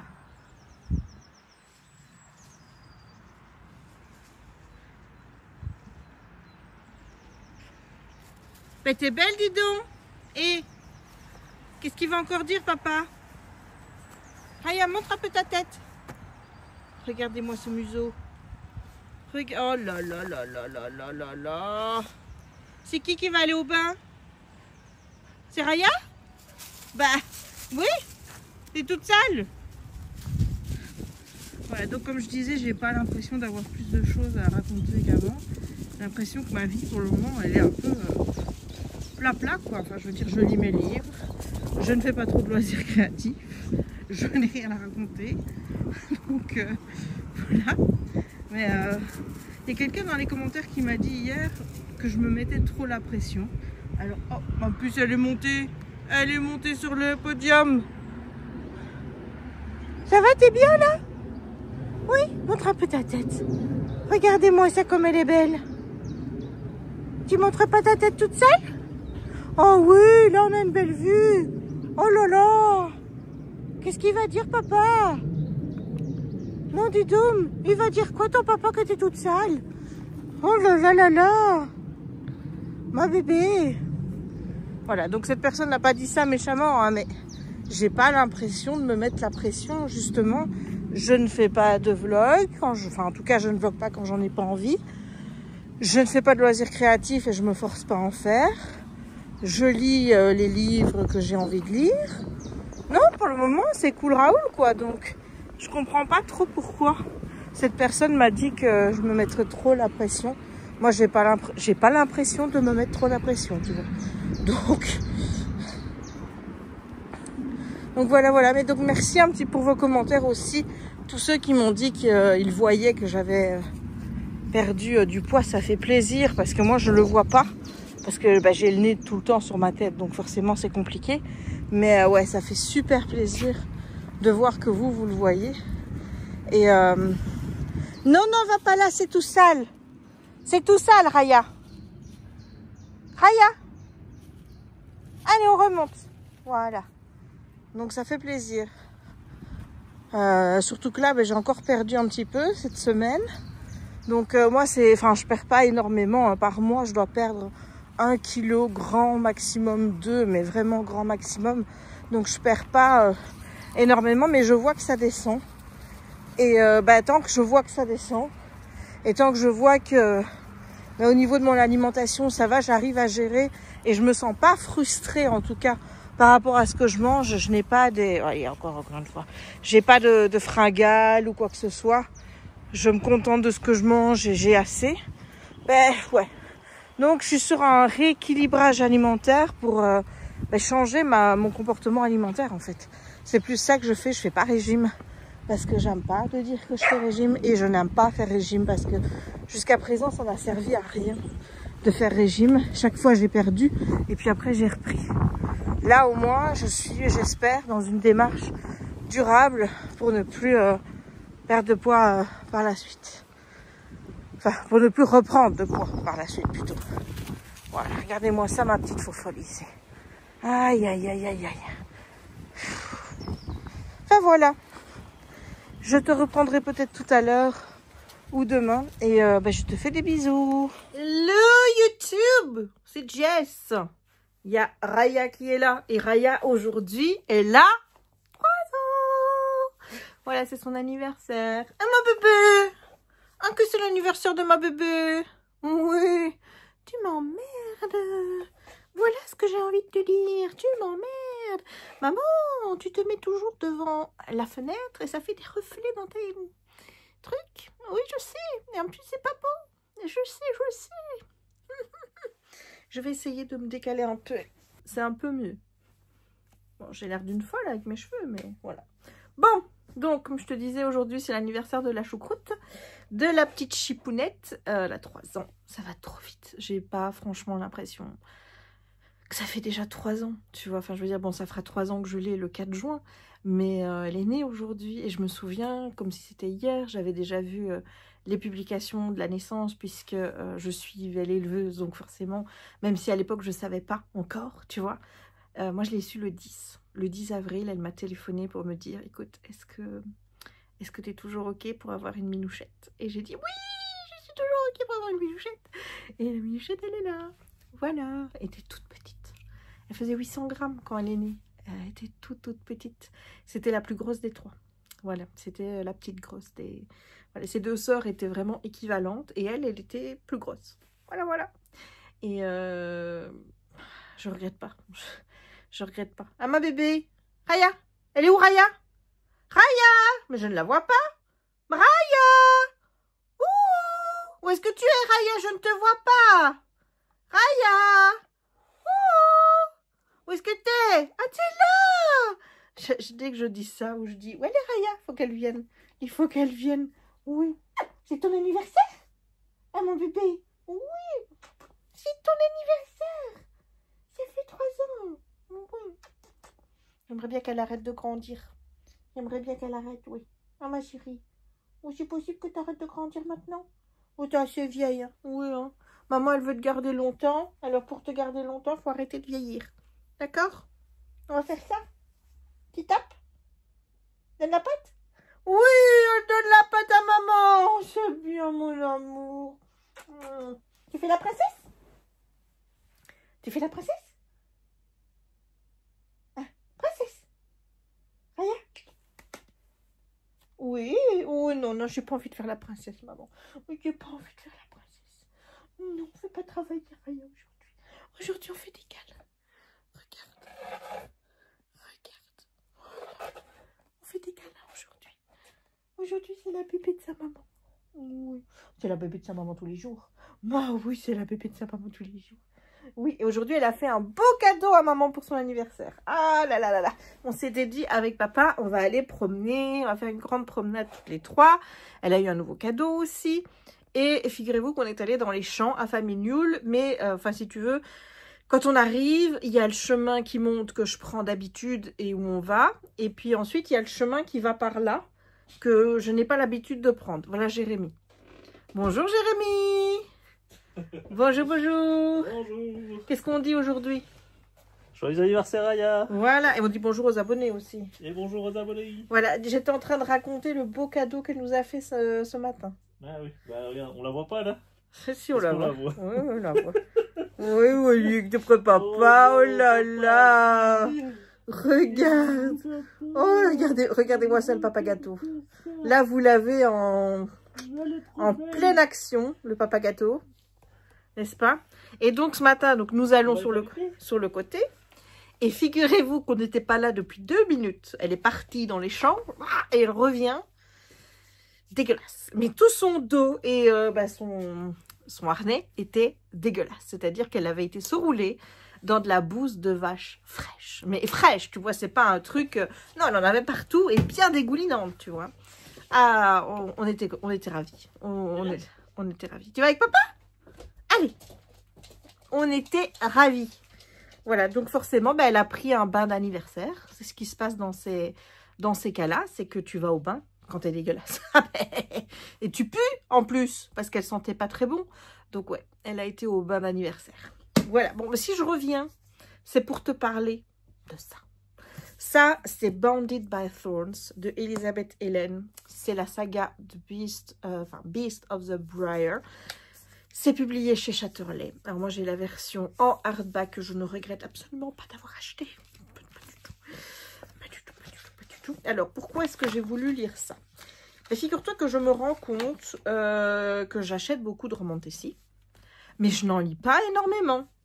C'est-à-dire que j'ai lu à Cotard, évidemment, mais j'ai lu à Cotard quand on ne parlait pas encore de romantécie. Enfin, moi, j'ai lu à Cotard, pour moi, je l'avais rangé dans Fantasy, tu vois. Et j'ai lu à Cotard en 2016-2017, par là. Donc, tu vois, ça remonte quand même. Hein. Ça fait combien de temps, cette affaire? À Cotard 2016, ouais, j'ai dû lire ça il y a 6 ans et demi. Ouais, donc je lisais de la romantessie avant qu'on appelle ça de la romantessie, tu vois. À Cotard, je t'ai quand même parlé d'Akotard, on peut quand même dire que j'ai fait venir Akotard à la francophonie.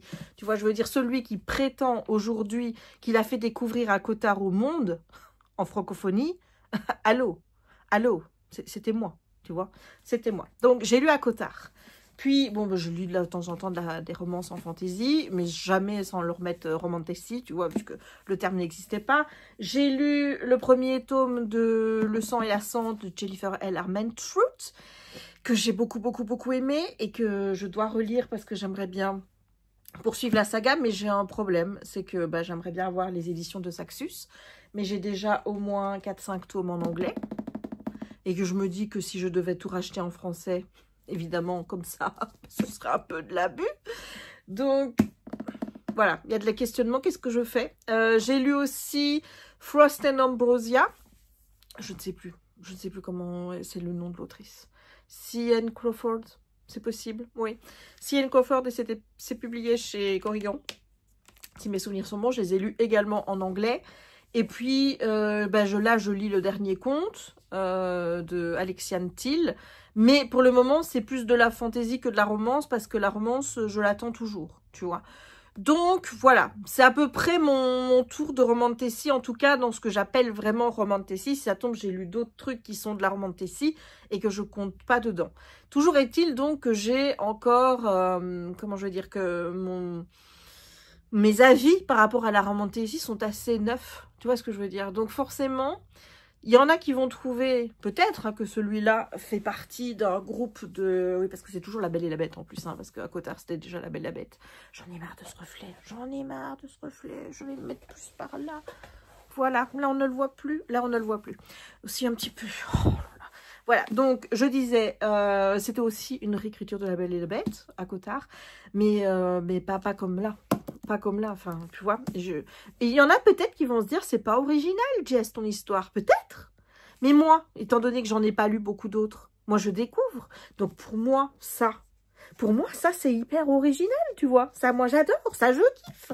D'ailleurs, c'est un coup de cœur. C'est un coup de cœur. Je l'adore. Alors, je vais te parler d'abord du résumé. Ensuite, je vais te dire tout ce que j'ai aimé. Et je ne vais pas te spoiler, mais même si c'est très difficile, parce que soyons clairs, j'ai plein de théories. J'ai des théories qui vont dans tous les sens. D'ailleurs, ce qui est marrant, tu vois, c'est que quand je lis ça dans le lit le soir avec Jérémy, je l'interromps toujours dans son programme pour lui dire, il vient de se passer ça, donc je pense que... Et je lui donne tout, tu vois, toutes des indications, parce que je sais qu'il ne le lira jamais. Donc je le spoil. Il s'en fout complètement. Donc... my thoughts. C'est trop bien. J'aimerais bien pouvoir réussir à faire l'andouille quand je parle comme ça sur TikTok, tu vois, mais j'arrive pas. J'arrive pas encore à faire l'andouille comme je le fais ici sur TikTok. Sur TikTok, je suis toute guindée, je suis toute... tu vois. Alors qu'ici, je me lâche complètement. J'aimerais bien pouvoir faire ça sur TikTok, mais j'y arrive pas encore. Ça viendra. Bref, donc, réécriture de La Belle et la Bête, et... c'était trop bien. On est à Orca Cove. Orca Cove, on a donc une petite ville où on a Rosalina qui est belle, voilà. Et Rosalina, elle travaille dans une librairie, elle adore les livres, mais elle ne se sent absolument pas à sa place. Déjà que les gens la regardent bizarre parce que forcément son père, c'est le fou du village, mais pas parce qu'il fait des inventions, non, parce que son père, il dit que sa femme, elle a été kidnappée par les Fae, il est persuadé de l'existence des Fae, il les recherche partout dans le monde où il est, d'ailleurs il laisse sa fille toute seule, bah c'est elle doit travailler et tout, et renoncer à sa vie, à ses rêves, pour pouvoir financer les escapades de papa qui part après... des chimères, parce que bah, elle y croit pas trop, mais donc tout le monde le prend pour un fou, parce qu'il est persuadé que sa femme a été enlevée par des failles. Et donc, il y a une personne à qui elle est attachée, c'est Lucas qui est parti à l'université, il lui a sauvé la vie, Lucas, et c'est son mec, il revient, et il va lui faire le coup de, bah, tu vas m'épouser, genre, je te laisse pas trop le choix, tu vois. Et elle est là... écoute, elle lui répond pas. Et juste au moment où elle doit lui répondre, eh bien, quelqu'un rentre en disant « J'ai trouvé ça près d'un buisson, il y a plein de sang, c'est à ton père Georges. » Donc, elle part et elle se dit « Je vais aller chercher près de mon père. » Et elle passe ce fameux buisson plein de ronces et elle arrive au Val Enchanté. Le Val Enchanté, c'est le pays des Faé et forcément, il y a un beau château. Elle rentre dans le château, elle découvre... Oui, non, non, tu ne te mets pas à aboyer. Non, non, j'ai pas encore parlé des bêtes, c'est pas maintenant. Donc, elle découvre son père qui est enfermé dans un donjon. Et il y a quelqu'un qui va arriver, je ne sais plus s'il vient sous sa forme de bête ou s'il vient sous sa forme de faillé, je ne sais pas. Bref, Keldarion, qui est donc le maître du château, qui lui dit que son père est prisonnier et elle va lui dire j'échange ma liberté contre la sienne et je reste, lui il s'en va. Donc il la fout dans le cachot, il remballe son père et elle va pas rester dans le cachot. Elle se rend vite compte que le château est enchanté parce que en fait il n'y a pas qu'un prince, il y en a 4, donc c'est pas qu'il y a qu'une bête mais il y en a 4. Voilà, parce que la malédiction en fait, parce qu'il y a une malédiction forcément qui atteint les 4 princes faés, c'est qu'ils se transforment chaque nuit en bête. Voilà, ils se transforment en gros loups. Et sauf à la pleine lune. Voilà, c'est le seul soir où ils sont tranquilles. Mais tous les autres soirs, à peine le soir venu, pouf, ils se transforment en loups. Et les 4 princes, c'est les 4 princes des 4 saisons. Donc il y a le prince de l'été qui s'appelle Dayton. Il y a le prince de l'automne qui s'appelle Faron. Mais moi je le fais à l'anglaise, hein. Je le fais pas Dayton, Faron, parce que je trouve ça très moche. Il y a le prince du printemps qui s'appelle Ezrin. Et puis, je t'avoue, il y a le prince de l'hiver, c'est Keldarion. Moi, sur Keldarion, j'hésite un peu. C'est le seul où j'ai du mal à dire on à la fin. Mais voilà. Donc, ils sont 4. Et en fait, elle, ce qu'elle veut faire au départ, c'est trouver un moyen de rentrer chez elle. Et elle va un peu moyenner, on va dire. Elle va marchander sa liberté contre le fait de découvrir avec eux les tenants et les aboutissants de cette fameuse malédiction et d'essayer de la briser. Voilà. Je vais pas te dire ce qu'il doit faire pour briser la malédiction, ça tu le liras, tu le découvriras. Il y a aussi autre chose, parce qu'il y a un autre prince, le prince des épines. Il s'appelle Caspian. Caspian, il a une histoire avec les 4 princes, ils s'entendent pas. Et il a profité de la malédiction pour s'attaquer au Val Enchanté et au Roncier, puisque c'est là qu'on appelle la région où est le château. Et en fait, il a lancé ses ronces, parce que lui, il vient des ténèbres, donc il vient d'en bas. Il a lancé toutes ses ronces sur le château et elle lui pompe sa magie. Voilà, oui, parce que une malédiction, c'était pas assez, il fallait en rajouter une couche au-dessus. Voilà, donc pendant qu'ils sont en train de lutter avec la malédiction, eh bien, il y a aussi les ronces et le prince des épines qui est là pour bien les embêter. Voilà, voilà. C'est ça l'histoire! C'est trop bien, c'est trop bien. Je sais même pas par quoi commencer. Déjà, te dire que ce que j'aime, c'est que là, les points importants de la réécriture, au niveau de la réécriture du conte de la Belle et la Bête, tu les retrouves. Tu as Belle qui s'appelle Rosalina, bon ça c'est pas important. L'histoire avec le fou du village, le château avec une bête, mais là il y en a 4. Il y a le Lucas, c'est son petit copain qui s'apparente au Gaston de la Belle et la Bête. Bon, quand je parle de la Belle et la Bête, je te compare toujours le dessin animé avec le livre parce que j'ai pas lu le conte. Donc, je compare avec ce que je connais. Hein. Donc, forcément, mes points de référence sont Disney. Voilà. Donc, il y a plein comme ça de références que tu retrouves au point de vue du conte de la Belle et la Bête. Et où tu te dis, là, je vois vraiment qu'on est sur une réécriture parce que tu retrouves tous les points importants, les marqueurs importants de la Belle et la Bête. Pour moi, c'est super important de le dire parce que, par exemple, je trouve que c'est moins présent dans ACOTAR. Tu vois, ACOTAR, tu as le côté un peu, elle suit le prince, elle est sa captive, mais, comment il s'appelle déjà? Oh, j'ai oublié le nom. J'ai oublié le nom du prince, c'est le printemps là-bas, hein, je pense. C'est le printemps, hein. Lui. Je sais plus comment il s'appelle. Tarine quelque chose comme ça. Bref, mais j'ai trouvé que les points de ressemblance avec la Belle et la Bête étaient moindres. Là, vraiment, tu retrouves les points. C'est vraiment l'histoire de base, ça s'ancre sur la Belle et la Bête et ça se sent. Et tout le reste est construit autour. Et ça, oh, j'ai adoré. J'ai adoré le world building. Déjà, j'ai adoré que le château soit un être vivant en lui-même. C'est-à-dire que le château, tu sens qu'il bouge, tu sens qu'il vit. Il y a chaque aile du château qui est en fonction du prince qui l'habite, donc l'été, l'automne, l'hiver, le printemps, voilà. Il y a le world building où tu sais que bah, tu prends un miroir magique et tu vas là où tu veux, donc tu peux te déplacer dans tous les royaumes et tu peux même revenir dans le royaume des humains aussi. Il y a la porte du château, il y a, comment je veux dire, un dispositif qui te permet directement d'avoir un accès à un des quatre, j'allais dire les quatre landes, mais un des quatre, ouais, des quatre landes, donc des printemps, été, automne et tout, même si ça a été condamné pour des raisons qu'on t'expliquera et tout et tout. Et j'ai adoré le world building, j'ai adoré parce qu'on va visiter un des quatre pays là, donc déjà. Là dans le tome 2 on en visite un autre, mais je te parlerai du tome 2 dans un autre vlog, parce que je vais pas tout faire. Non, il faut que tu découvres tout. Mais tu vois, il faut que je te donne envie. Et pour te donner envie, il faut que je te fasse attendre. De toute façon, je ne l'ai pas encore lu. Donc, voilà. Mais bref, donc, on découvre ce land-là, cette partie du monde-là. J'ai adoré tout ce qui était mythologie, tout ce qui est autour de la réécriture, le fait que les habitants du château suivent aussi la malédiction, mais pas de la même façon que dans La Belle et la Bête, hein, mais, enfin, dans le dessin animé, mais d'une manière qui est totalement crédible, qui est logique. J'ai kiffé. J'ai kiffé les personnages. Alors déjà, Rosalina. Rosalina, il faut savoir que quand j'ai commencé le livre, je me suis dit, oh là là, ça va être ce genre d'héroïne. Le genre d'héroïne vraiment qui est...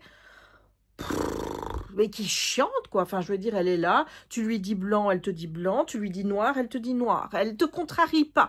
Tu vois, je veux dire, elle dit pas ce qu'elle pense, elle fait ce qu'on lui dit, elle rouspète jamais, elle se laisse manipuler. Là, le Lucas, il pouvait carrément faire tout ce qu'il voulait avec elle, elle le remettait quasiment pas en question. Enfin... voilà, c'était vraiment pas le genre d'héroïne que tu as envie de te taper pendant plus de 500 pages quand même. Hein. Et puis elle arrive à Castle Tree, et là ce qui se passe, c'est que Rosalina, eh ben, elle devient, elle change du tout au tout, elle va s'impliquer pour les quatre princes, elle va apprendre à les aimer, elle va vouloir vraiment se battre pour eux, tu vois, elle va devenir plus franche au niveau de ses opinions, elle va avoir du caractère, elle va pas se laisser faire, elle est prête à y aller, quoi, tu vois, elle a pas envie de lâcher le morceau, ça devient vraiment une héroïne badass, quoi. Vraiment, moi, je la kiffe. Donc ça, j'ai adoré voir cette évolution du personnage. J'ai adoré les quatre princes. Je ne saurais pas te dire lequel je préfère. Voilà. Il y a des choses dont j'ai envie de te parler parce qu'on parle de harem inversé. Le côté harem inversé, honnêtement, dans ce tome-ci, on ne le voit pas du tout. Par contre, à partir du tome 2, je peux dire que oui. Alors, je ne sais pas trop comment on pourrait appeler ça, si c'est plus un harem inversé ou quelque chose de polyamour.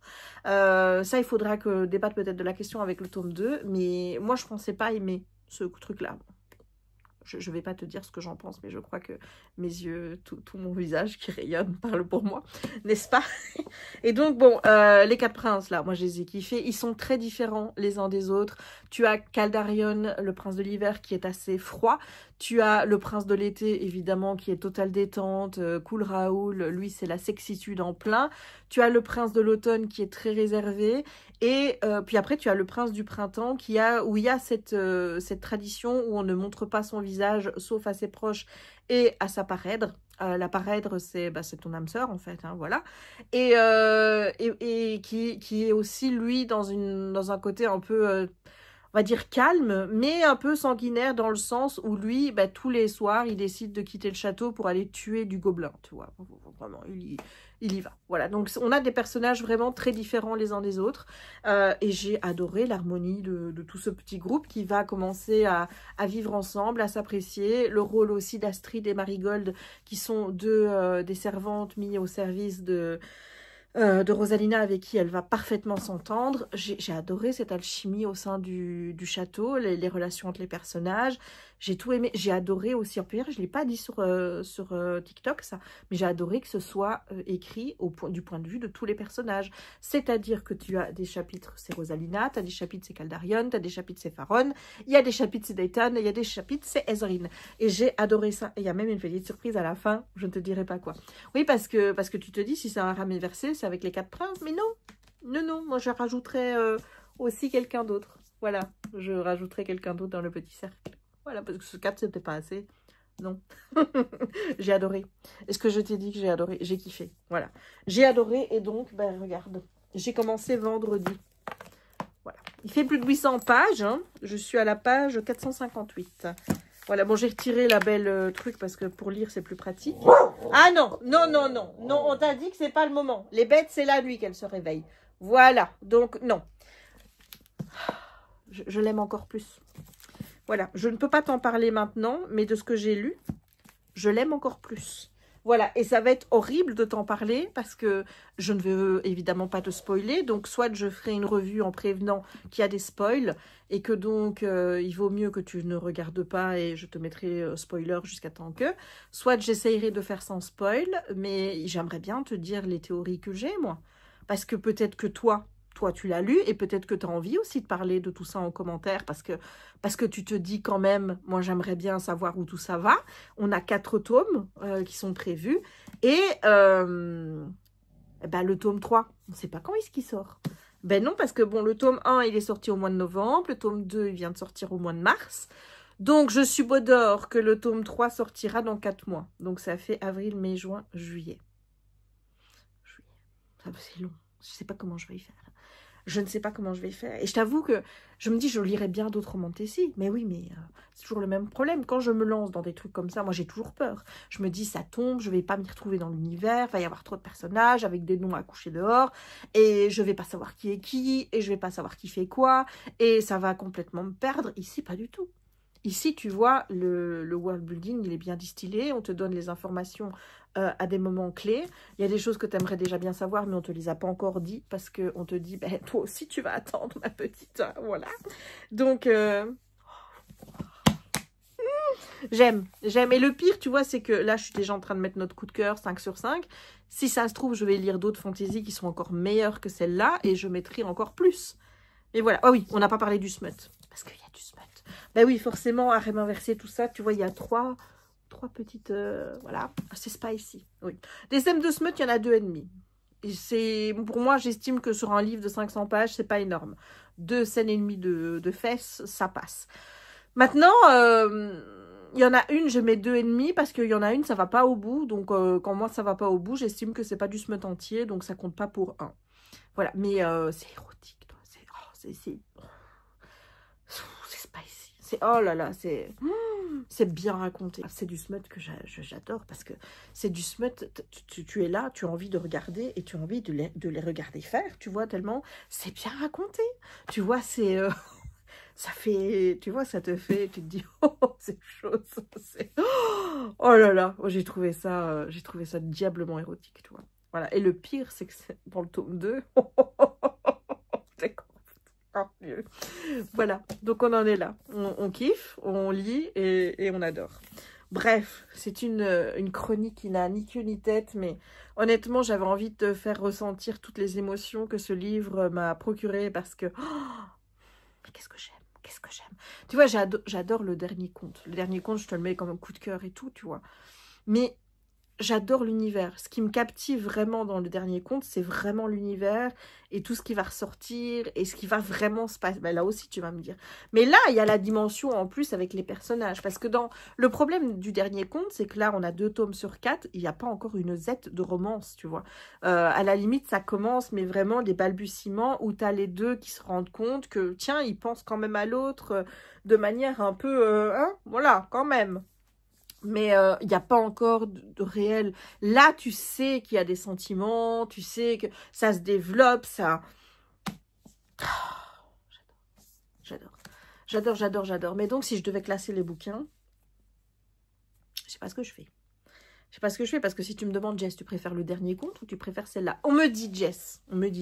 Si vraiment tu as envie d'être salaud. Tu vois. Et tu me dis, Jess, tu ne peux choisir, là, maintenant, de ne continuer qu'une seule des 2 sagas. Bah, vraiment, si tu fais ça, je te le dis, c'est que tu n'es pas gentil. Voilà, je le dis. C'est vraiment n'avoir aucun respect et aucune gentillesse à mon égard de faire ça. Parce que là, à l'heure actuelle, je suis incapable de choisir. Et en fait, je n'ai même pas envie de choisir. Voilà, c'est juste non. Non. C'est un refus. C'est un refus, madame. Je refuse de choisir entre l'une ou l'autre parce que j'ai trop envie de savoir comment le dernier compte, ça va se terminer. Et il faut que je sache que le jour est bien remis. Je te l'ai dit que je voulais ma fin heureuse.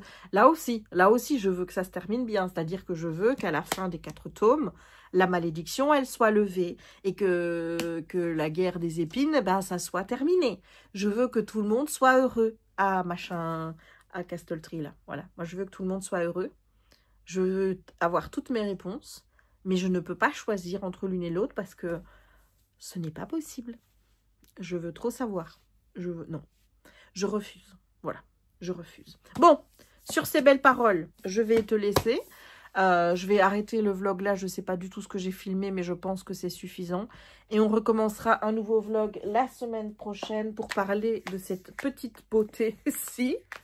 Oui. Ouais, si on va spoil ou on va pas spoil, on ne sait pas encore, mais... Tu vois, j'ai toujours peur des tomes 2. Parce que regarde, autant le tome 1 du dernier conte, ça a été un vrai coup de cœur. Le tome 2, j'ai ressenti un peu une déception parce que j'attendais que ça avance plus vite. Et pour moi, j'ai pas eu assez de révélations. Tu vois, même si j'ai aimé l'histoire et compagnie, il n'y a pas eu assez de révélations. C'est trop lent. Là... J'avais peur d'avoir exactement la même chose. J'avais peur de tomber dans un truc où il va être question plus de guéguerre, de ci, de là. Mais en fait, ça passe comme une lettre à la poste, en fait, parce qu'il se passe des choses au niveau des personnages, l'évolution des relations. Et tu as envie de savoir parce que tu as des hypothèses qui se font dans ta tête et tu veux savoir, quoi, tu vois. Mais je trouve pas du tout ce tome ennuyeux. Je trouve pas ce tome... pour le moment, tu vois, là où je suis... Pour moi, ce tome 2, c'est pareil que le tome 1. Voilà, ils se valent l'un l'autre. Maintenant, j'espère que la deuxième moitié ne va pas me décevoir. Voilà, comme j'espère vraiment que l'auteur a pensé à aller dans le sens où moi je veux qu'elle aille. J'ai des indications en ce moment qui me disent « Jess, non. Non, c'est pas vers ça qu'on va. » Et moi, je suis toujours là. Si. Moi, je veux qu'on fasse ça. Je n'accepterai pas qu'on fasse autrement. Donc, on va aller dans ce sens-là. T'imagines la déception si c'est pas le cas. Oh, mon Dieu. Bref. Bon, donc je vais arrêter ici ce vlog. J'espère en tout cas qu'il t'aura plu. Si c'est le cas, n'hésite pas à laisser un petit pouce en l'air. Tu sais que c'est important pour moi, pour le référencement et pour que d'autres gens découvrent la folie de ces chroniques vidéo où je me lâche totalement. Ça n'arrive pas tous les jours, mais aujourd'hui, je me sens particulièrement en forme. Donc, voilà. Qu'est-ce que j'allais dire? Oui, je suis en train de lire en même temps un message que ma soeur a mis sur notre groupe familial pour dire que le petit chameau avait mangé. Voilà, le petit chameau, c'est Simba, parce que Simba est un emmerdeur. Simba, il veut pas manger chez Audrey. C'est-à-dire que pour faire manger Simba, elle est obligée de venir avec ses croquettes, soit de chez mon père, soit de chez moi. Voilà. Et il mange dans la main d'Audrey. Oui, parce qu'il mange dans la main maintenant. Hein. Donc, c'est un petit chameau. Voilà. Donc, je suis en train de lire les messages... Je suis en train de lire les messages qu'elle me met et je me dis c'est pas possible quand même d'avoir un petit chameau comme ça. Mais il est difficile. Hein, mais le pire c'est il a faim, mais il a décidé qu'il ne voulait pas manger avec Audrey. Il veut soit manger avec papa, soit manger avec moi. En plus il faut lui donner à la main parce que maintenant il est habitué comme ça. Ah non mais non mais sérieux, c'est un petit chameau. Bref. Donc, pour le petit chameau, laisse un petit pouce en l'air aussi. N'hésite pas non plus à commenter la vidéo pour me dire, je ne sais pas si toi tu vas aller voir le Pixar, si tu l'as vu quand il était en France, si ça te dit d'y aller en Belgique. N'hésite pas non plus à me dire quelle est ta lecture actuelle. D'ailleurs, j'ai repris sur TokTok, j'ai repris les C'est lundi que lisez-vous, c'est-à-dire que je fais un petit récap de ce que j'ai lu la semaine qui vient de passer, ce que je lis maintenant et ce que je vais lire après. Donc, n'hésite pas à aller voir sur TokTok ces petits rendez-vous-là, c'est très rapide. Hein. N'hésite pas non plus à laisser l'emoji petit chameau. Je suppose qu'il y a un petit chameau, donc on va laisser le petit chameau. Ou une rose. Une rose parce que c'est quand même un livre qui est autour de la Belle et la Bête. Donc, soit tu rends honneur au petit chameau, soit tu rends honneur à la réécriture avec la rose. Tu fais ce que tu veux, je te laisse mettre. N'hésite pas non plus à t'abonner si ce n'est pas encore fait, à partager la vidéo si le cœur t'en dit, à activer la petite cloche pour ne manquer aucune des prochaines publications. Et moi, il ne me reste donc plus qu'à te souhaiter une bonne journée ou une bonne soirée suivant le moment où tu regarderas cette vidéo et à te dire à très bientôt pour de nouvelles aventures littéraires ou les loisirs créatifs. et les balades avec Raya. Je te fais des bisous et je te dis à bientôt. Mouah. Ciao!